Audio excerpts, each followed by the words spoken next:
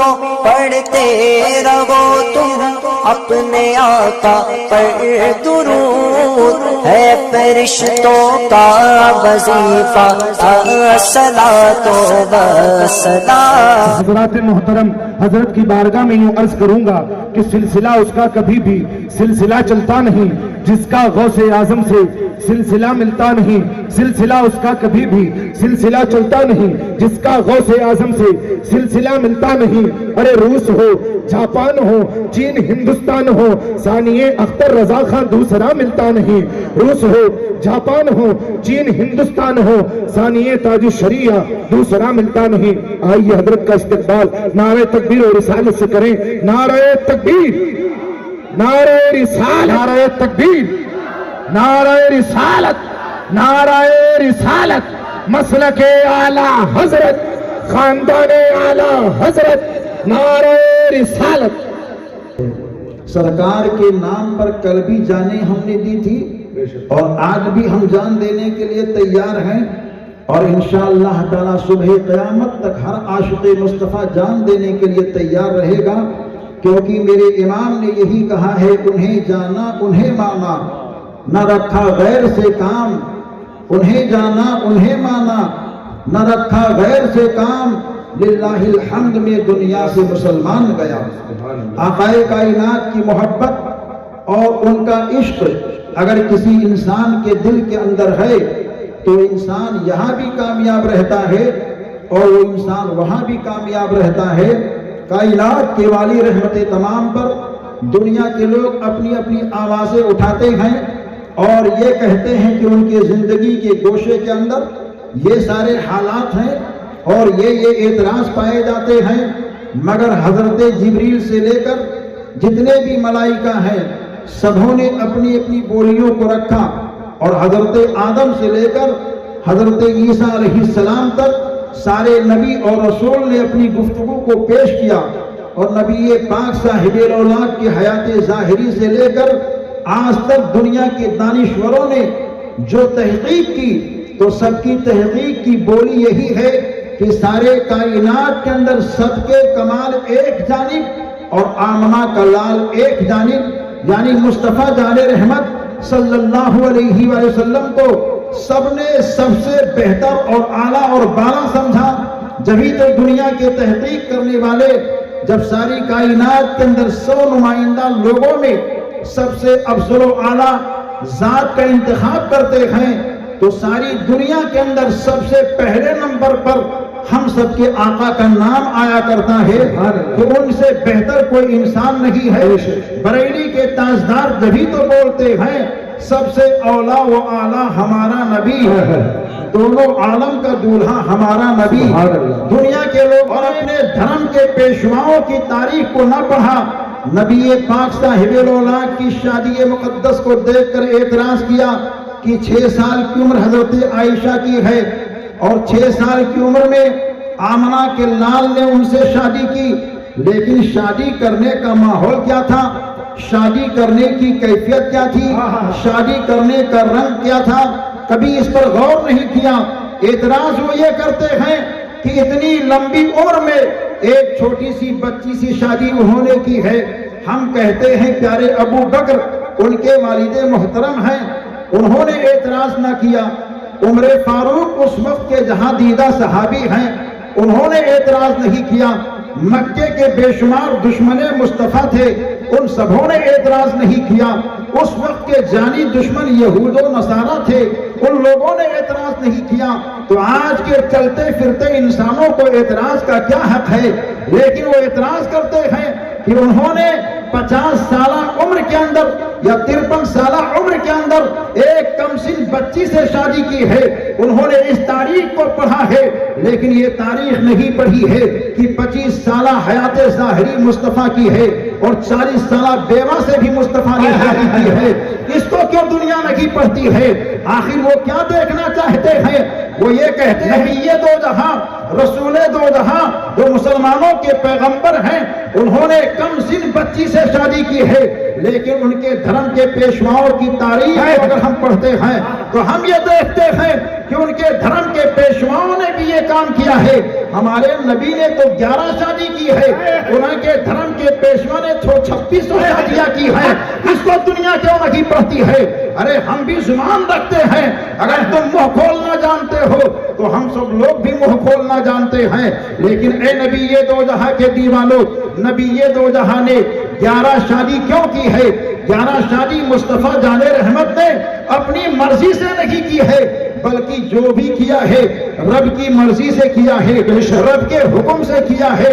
اللہ کا حکم تھا 25 سالہ حیات ظاہری مصطفیٰ کی ہے، اے میرے حبیب خدیجہ سے شادی کرو، تو نبی دو جہاں نے خدیجۃ الکبریٰ سے شادی کی ہے، اور جب تک خدیجۃ الکبریٰ تو 40 سالہ بیوہ عورت تھی جن کی شادی پہلے 2 مردوں سے ہو چکی تھی، اور عرب کی سرزمین پر جہاں بیواؤں کی کوئی قدر و قیمت نہیں تھی، بیواؤں کو ذلت کی نظر سے دیکھا جا رہا تھا، آمنہ کے لال نے 25 سالہ حیات ظاہری میں رہ کر کے 40 سالہ بیوہ سے شادی کر کے عرب کی دنیا میں ایک انقلاب برپا کر دیا ہے، اور دنیا کے لوگوں کو بتا دیا ہے بیواؤں کو دیکھنا یہ بدعت اور خرافات نہیں ہے، بلکہ بیواؤں سے شادی کرنا یہ تمہارے نبی کی پیاری سنت ہے۔ نبی دو جہاں نے شادی کی، اور شادی کرنے کے بعد میں جب تک حضرت خدیجۃ الکبریٰ حیات سے تھی سرکار نے دوسری شادی نہیں کی ہے،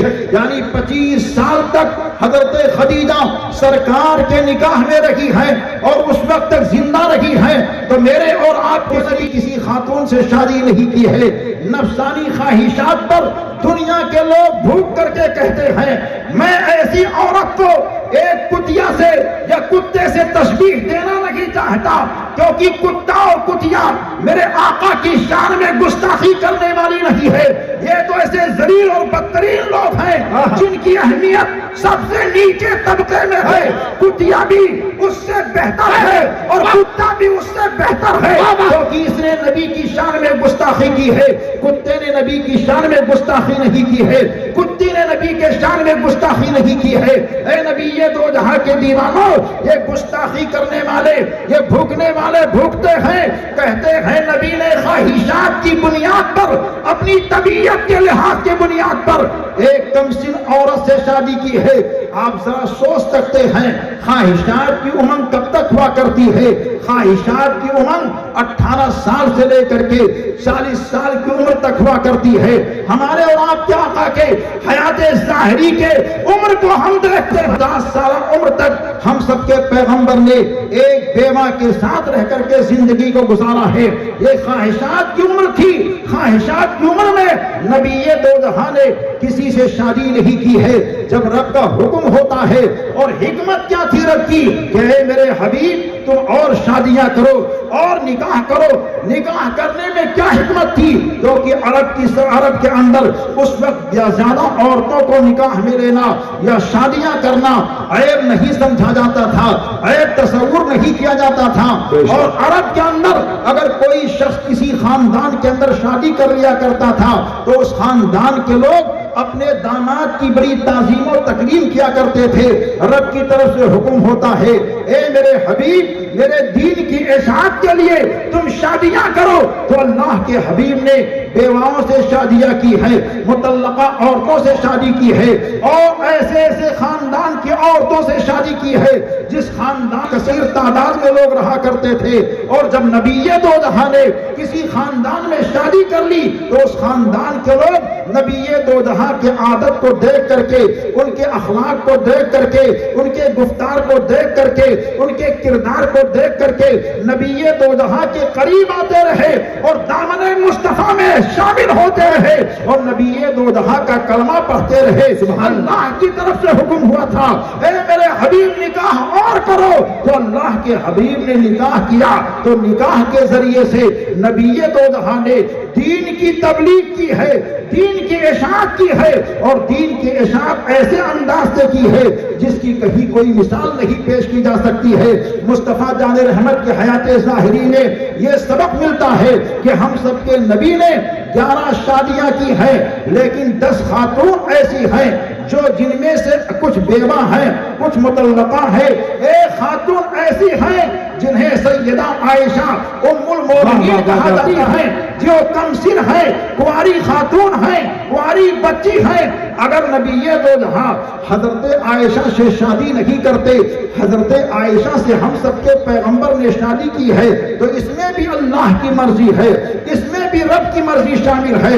رب کے حکم کے مطابق اللہ کے حبیب نے حضرت عائشہ سے شادی کی ہے، چونکہ حضرت سیدنا ابو بکر صدیق رضی اللہ تعالیٰ عنہ نبی دو جہاں کا کلمہ پڑھ چکے تھے، اور سیدہ عائشہ کی شادی کی بات پہلے کسی اور سے ہو چکی تھی، لیکن اسلام کی بات جب عام ہونے لگی تو جو لوگ جس سے حضرت عائشہ کی شادی کی بات ہوئی تھی اس نے شادی کرنے سے منع کر دیا، تو حضرت عائشہ بھی کبیدہ خاطر ہوتی ہے، ابو بکر صدیق بھی کبیدہ خاطر ہوتے ہیں۔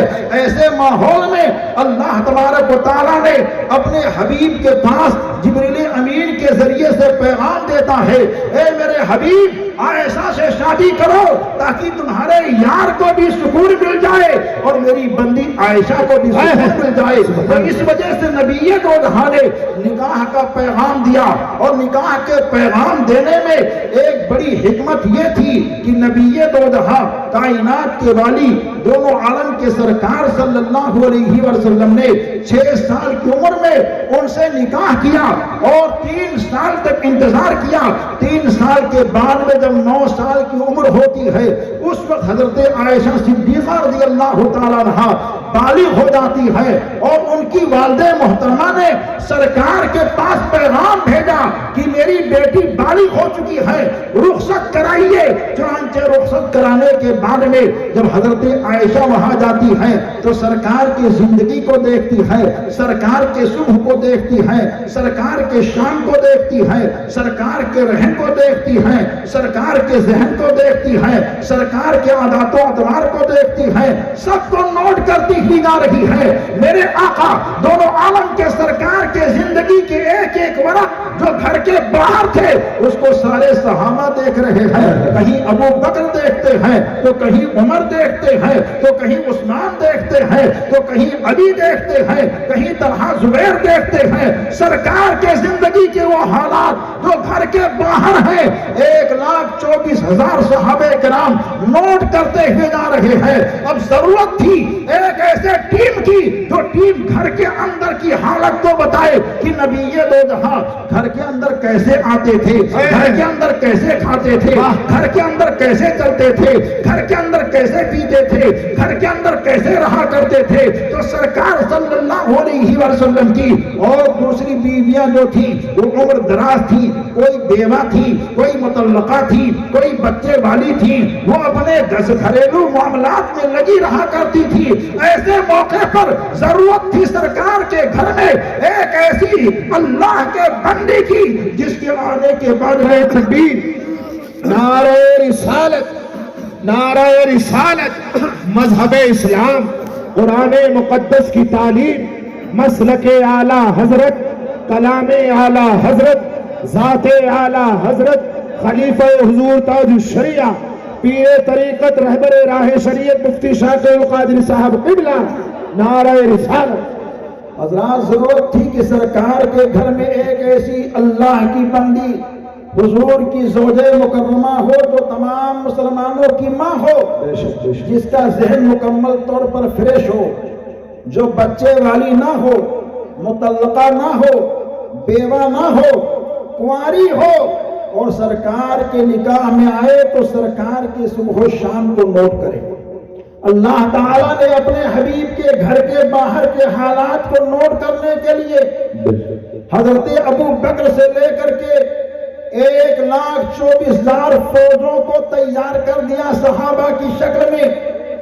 وہ صحابہ تیار تھے کہ ابو بکر سے کوئی بات رہ جائے تو عمر بتا دیں، عمر سے کوئی بات رہ جائے تو عثمان بتا دیں، عثمان سے کوئی بات رہ جائے تو علی بتا دیں، علی سے کوئی بات رہ جائے تو سعد و سعید بتا دیں، سعد و سعید سے کوئی بات رہ جائے تو طلحہ زبیر بتا دیں۔ یعنی اس طرح کی ایک فوج تیار تھی۔ ایسے ہی گھر کے اندر بھی ایک ٹیم کی ضرورت تھی کہ اگر سودا سے کوئی بات رہ جائے تو زینب بتا دیں، زینب سے کوئی بات رہ جائے تو حفصہ بتا دے، حفصہ سے بات کوئی رہ جائے تو جویریہ بتا دے، جویریہ سے کوئی بات رہ جائے تو ام سلمہ بتا دیں، اور سب سے کوئی بات رہ جائے تو ام المومنین عائشہ صدیقہ سبحان اللہ۔ اسی وجہ سے ہم سب کے آقا دونوں عالم کے سرکار بیان فرماتے ہیں کہ دین کا 2/3 حصہ اگر کسی کو سیکھنا ہو تو میری عائشہ سے سیکھو۔ یہ پیاری عائشہ صدیقہ رضی اللہ تعالیٰ عنہا ہے جو سرکار کی بہت ساری حدیثیں پیش کر رہے ہیں۔ بے شک بے شک بے شک۔ سرکار صلی اللہ علیہ وآلہ وسلم کی پیاری زوج مکرمہ ام المومنین حضرت عائشہ صدیقہ رضی اللہ تعالیٰ عنہا کی شان اور ان کی عظمت و رفعت بہت بلند و بالا ہے۔ بے شک۔ ابھی کچھ دن پہلے میں پالی کے ایک پروگرام میں جا رہا تھا اور بس کے اندر بیٹھا ہوا تھا، ایک غیر مسلم خاتون جو ہے پیچھے کی سیٹ پہ بیٹھی تھی، میری والی سیٹ خالی تھی، تو اس نے مجھ سے کہا کہ میں آپ سے چند بات کرنا چاہتی ہوں۔ تو ہم نے کہا بولیے، تو اس نے کہا آپ کے پاس آ جائے۔ میں نے کہا نہیں آپ وہاں سے بولیے، میں سن رہا ہوں۔ تو اس نے ایک ہی پوائنٹ لیا کہ ابھی جو یہ عورت جو بی جے پی کی لیڈر رہی ہوئی ہے جس کو معطل کیا گیا لوگوں کے احتجاج کی وجہ سے، کہا وہ صحیح تو کہہ رہی ہے کہ ایسا ایسا ہوا تو آپ کے نبی نے ایسا کیا۔ میں نے کہا ہمارے نبی نے جو کیا اس پر ہمارا ایمان ہے، اور تمہارے دھرم کے فلاں فلاں نے ایسا ایسا کیا، اتنی عمر کی لڑکی سے شادی کی، اس کے بارے میں تمہارا کیا خیال ہے؟ تو خاموش ہوئی۔ تو اس نے کہا لیکن میرے ذہن میں بہت ساری باتیں اسلام کے تعلق سے سب فریش ہو گیا ہے، ایک ہی بات میں سمجھ نہیں پا رہی ہوں کہ آپ کے نبی نے ایسا کیوں کیا۔ ہم نے کہا ہمارے نبی نے جو کیا وہ اللہ کی مرضی سے کیا۔ اور اس کے بعد میں کہتے کہتے میں نے کہا اچھا آپ یہ بتائیے کہ آپ کا اس وقت گرو کون ہے؟ تو ایک کسی سادھو سنت کا اس نے نام لیا کہ یہ ہمارے گرو ہیں۔ ہم نے کہا آپ ان سے کتنی محبت کرتے ہیں؟ بہت زیادہ۔ اگر آپ سے وہ مال مانگے تو مال دیں گے؟ ہاں دیں گے۔ جان مانگے تو جان دے دیں گے۔ اگر وہ آپ کا گرو آپ سے یہ کہہ دے کہ آپ میرے شرن میں رہتی ہو اور میری خواہش ہے کہ ہمارے دین کی اشاعت کے لیے تم ہمارے ساتھ رہ کر کے رشتہ بنا لو، شادی کر لو، تو کیا کرو گے؟ تو کہا میرے لیے بڑے فخر کی بات ہے، یہ ہمارے لیے بڑے فخر کی بات ہے کہ میرا گرو اگر مجھ سے اس طرح کی بات کرے جس سے میرے دین کی تبلیغ ہو تو ہمارے لیے فخر کی بات ہے۔ تو ہم نے کہا میرے رب نے اپنے حبیب سے یہ کہا کہ اے میرے حبیب تم ایسے خاتون کا انتخاب کرو جس کا نام عائشہ ہے، اور اس عائشہ سے نکاح کرو جس سے تمہارے دین کی تبلیغ ہوگی، کیونکہ تمہارے وصال کے بعد میں عائشہ کو لمبی عمر حاصل ہوگی۔ اور سرکار کے وصال کے بعد میں جب صحابہ کے اندر کوئی مسئلہ الجھتا تھا، کوئی معاملہ سلجھ نہیں پاتا تھا، تو صحابہ پردے کے اندر حضرت عائشہ کے حجرے میں آتے اور سوال کرتے تھے، اور حضرت عائشہ صدیقہ رضی اللہ تعالیٰ عنہ پردے کے اندر رہ کر کے سارے سوالوں کا جواب دیا کرتی تھی۔ بے شمار سینکڑوں صحابہ حضرت عائشہ کے شاگرد، بے شمار تابعی حضرت سیدہ عائشہ کے شاگردوں میں شامل۔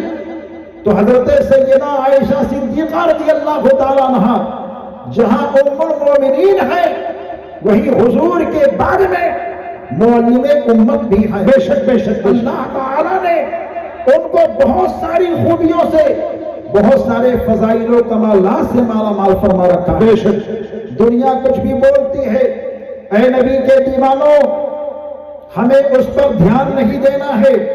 ہمارے نبی دونوں عالم کے سرکار صلی اللہ علیہ وسلم نے جو بھی کام کیا، جو بھی معاملہ کیا، چاہے نکاح کا معاملہ ہو، چاہے زندگی کے کسی بھی حالات کا معاملہ ہو، سارے حالات میں ہم سب کے مصطفیٰ صلی اللہ علیہ وسلم نے اللہ کے مرضی کے مطابق کیا ہے۔ بے شک وہ دنیا کے اور لوگ ہوتے ہیں جو راستے پر چلتے ہیں، ہمارے پیغمبر راستے پر ہی نہیں چلتے، बल्कि जिस रास्ते पर चलते हैं वो रास्ता चलने का डगर बन जाता है। नबी ये दो जगह जहाँ शारे हैं वहीं शारे भी है, हम सबके आका रहबरे कायनात हैं।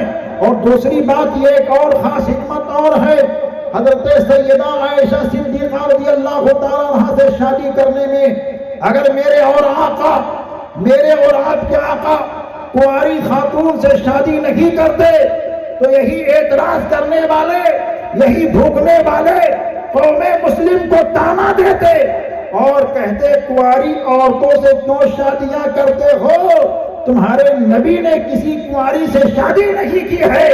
अरे मेरे आका ने सैयदा आयशा कुंवारी से शादी करके हम सबको कुंवारी बेटियों से निकाह करने का पैगाम दे दिया। बेशक बेशक बेशक बेशक। वरना ये लोग ये कहते कि बेवा से तुम्हारे नबी ने शादी की है, बेवा को तलाशो, मुतल्लका से तुम्हारे नबी ने शादी की है, मुतल्लका से शादी करो।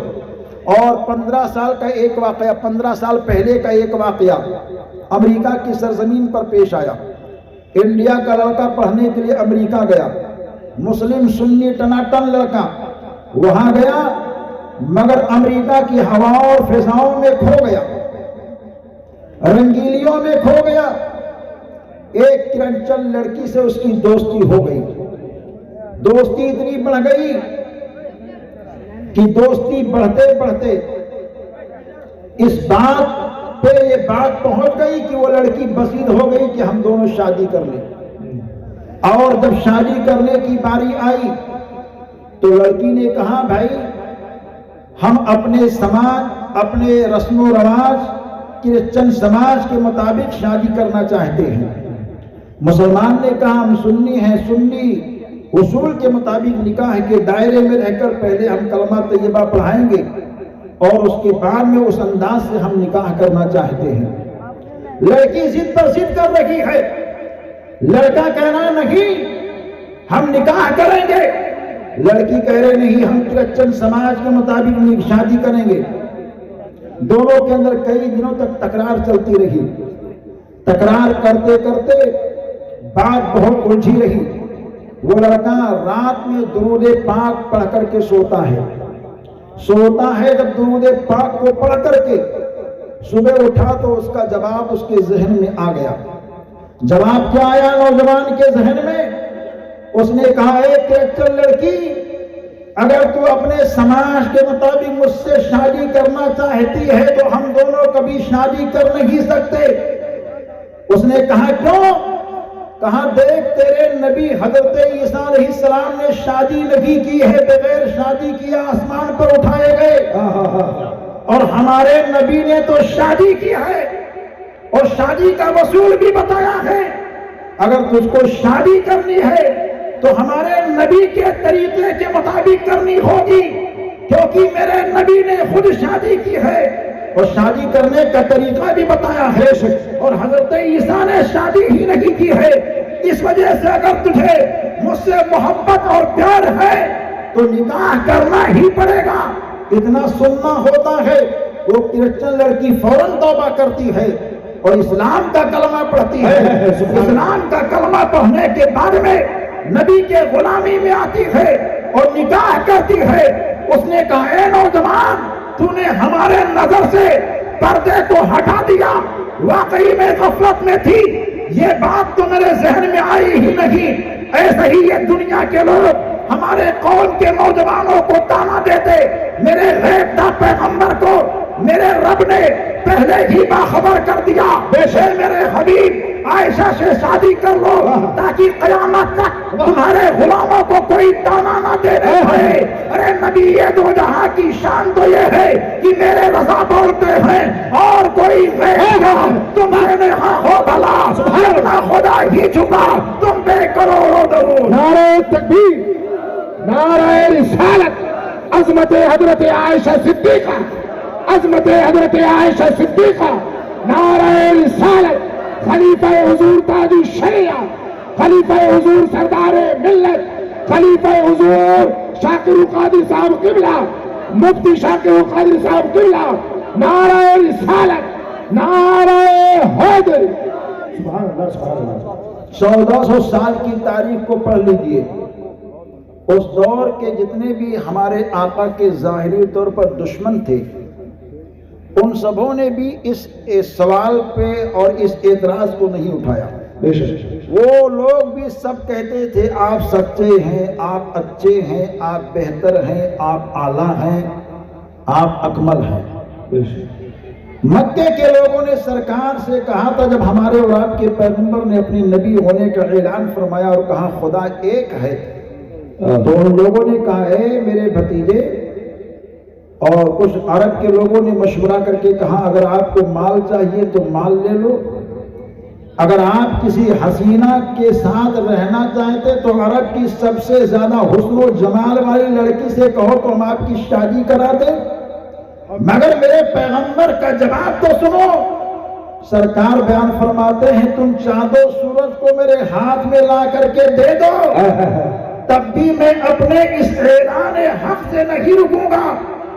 اگر سرکار کو کسی حسینہ ہی سے شادی کرنی ہوتی، نفسانی خواہشات کے مطابق زندگی گزارنی ہوتی، تو مکے کے لوگوں نے تو بہت پہلے اس کی پیشکش کر دی تھی۔ ہم سب کے پیغمبر نے اس کو ٹھکرا دیا اور دنیا کے لوگوں کو بتا دیا ہم زمین پر طبیعت کے مطابق نہیں رہتے ہیں، ہم زمین پر اللہ کے مرضی کے مطابق رہتے ہیں۔ اور میرا رب اپنے حبیب کی انہی ساری اداؤں کو دیکھ کر کے دنیا کے لوگوں کو بتا دیا اے دنیا کے لوگوں، تم میری رضا کو چاہتے ہو، پورب والے تم مجھے راضی کرنا چاہتے ہو، پچھم والے تم مجھے راضی کرنا چاہتے ہو، نمازیوں تم مجھے راضی کرنا چاہتے ہو، حاجیوں تم مجھے راضی کرنا چاہتے ہو، غازیوں تم مجھے راضی کرنا چاہتے ہو، تمہارے سارے اعمال جو بھی ہیں اس غرض سے ہیں کہ میں راضی ہو جاؤں، لیکن سنو میری خواہش یہ ہے کہ میرا مصطفیٰ مجھ سے راضی ہو جائے۔ جبھی تو بریلی کے تاجدار کہتے ہیں اور یہ کہتے ہیں خدا کی رضا چاہتے ہیں تو عالم خدا چاہتا ہے رضا محمد۔ بے شک بے شک، نعرہ رسالت، نعرہ رسالت، نعرہ رسالت، عظمت حضرت عائشہ صدیقہ، عظمت حضرت عائشہ صدیقہ، نعرہ حیدری، سبحان اللہ سبحان اللہ۔ ام المومن حضرت سیدہ عائشہ صدیقہ رضی اللہ تعالیٰ عنہ کی عزت اور ان کی عظمت کا ذکر قرآن میں ہے۔ ابھی جس نے اعتراض کیا ہے اس نے ہم سب کی ماں حضرت عائشہ کی ذات پر اعتراض نہ کیا، ہمارے اور آپ کے آقا کی ذات پر اعتراض نہیں کیا، بلکہ اس نے اپنی نسل اور اپنے اصل کو بتایا کہ ہم کیا ہیں، کیونکہ جو اچھوں پر اعتراض کرتا ہے وہ اچھا نہیں ہوتا، اس کا اپوزٹ ہوتا۔ گویا کہ دنیا کی سب سے بدترین عورت اگر کوئی ہے تو وہ ہے جو نبی کی ذات پر اعتراض کرے۔ دنیا کا سب سے بدترین مرد وہ ہے جو نبی دو جہاں کی ذات پر اعتراض کرے۔ اور اعتراض کرنے کا دروازہ کس نے کھولا؟ یہ بھی ایک معاملہ ہے۔ اعتراض کرنے کا دروازہ کسی اور نے نہیں، ٹوپی والے نے کھولا۔ وہ ٹوپی والا جو ڈبٹ پہ جا کر کے بیٹھ جاتا ہے، پگڑی باندھ لی ہم سمجھتے ہیں مولانا ہے، داڑھی رکھ لیا ہم سمجھتے ہیں مولانا ہے، صحیح بات، ٹوپی لگا لی ہم سمجھتے ہیں مولانا ہے۔ ارے وہ مولانا کچھ نہیں ہے، یہ ڈبٹ والے بھی سمجھدار ہیں، خرید کر کے لاتے ہیں، پتہ نہیں کس سماج کا ہے، کس دھرم کا ہے، کس کیٹیگری کا ہے، کچھ بھی معلوم نہیں، مسلمان ہے کہ غیر مسلم ہے۔ ٹوپی لگانے سے کوئی مسلمان نہیں ہوتا، داڑھی رکھنے سے کوئی مسلمان نہیں ہوتا، پگڑی باندھنے سے کوئی مسلمان نہیں ہوتا۔ اگر پگڑی والی قوم کو دیکھنا ہے تو سکھوں کو دیکھو، ان کے پاس بھی پگڑی، چہرے پر داڑھی، تو کیا ہم ان کو مسلمان سمجھیں گے؟ ٹوپی والوں کو دیکھنا ہے تو جاؤ اتر پردیش میں سماجوادی کے لوگوں کو دیکھو، وہ بھی ٹوپیاں لگاتے ہیں، تو کیا ہم ان کو مسلمان کہیں گے؟ داڑھی والوں کو دیکھ کر کے مسلمان مت سمجھو، اگر داڑھی رکھنا مسلمان ہی ہونے کی پہچان ہوتی تو سادھو سنتوں کو دیکھو، لمبی لمبی داڑھیاں ہیں، آپ ان کو نہیں دیکھتے؟ ارے نہ جانے کیسے کیسے لوگ ہیں۔ مسلمان ہو داڑھی رکھنا مسلمان ہونے کی پہچان نہیں، ٹوپی لگانا مسلمان ہونے کی پہچان نہیں، اور یہ کشکشیں اور تمامی خرافات کرنے والے بھی یہ سارے کام کر سکتے ہیں، لیکن اے نبی کے دیوانوں، اب سوال پیدا ہوتا ہے، مسلمان کس کو کہتے ہیں؟ مسلمان کس کو کہتے ہیں؟ ارے مسلمان اس کو کہتے ہیں جو اپنی جان سے زیادہ مصطفیٰ کو جانے اور اپنی جان سے زیادہ مصطفیٰ کو مانے۔ سبحان اللہ، نعرہ تکبیر، نعرہ رسالت، نعرہ رسالت، نعرہ رسالت، سبحان اللہ، سبحان اللہ۔ مصطفیٰ جان رحمت کو جان سے زیادہ جاننے اور ماننے والے کو مسلمان کہتے ہیں۔